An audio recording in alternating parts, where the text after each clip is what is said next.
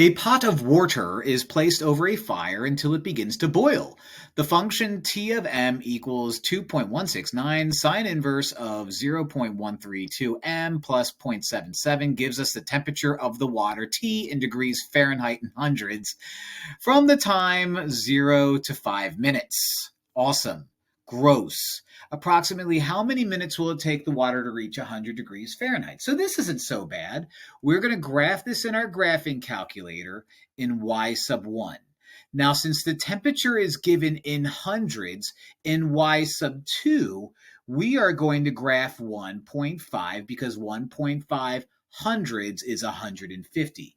I'm going to find out where these two guys intersect, and that's going to give me my minutes. So let's go and do that.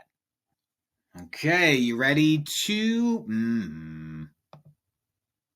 All right, y equals 2.169.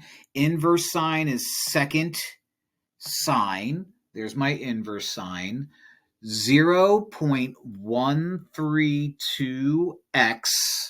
So I'm going to make sure I hit that. Close it. Plus 0.77.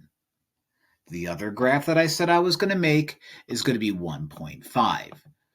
Okay, so let's hit graph and see what happens. Okay, so we get right there almost right away our intersection. We need to find out where they intersect. So second, calc, 5 takes us to intersect.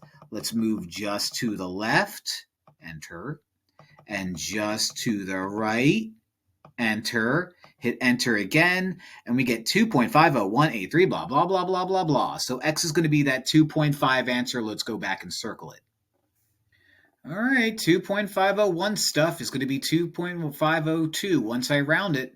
So pretty weird problem, but not too bad. Just use your calculator. Hope this helps.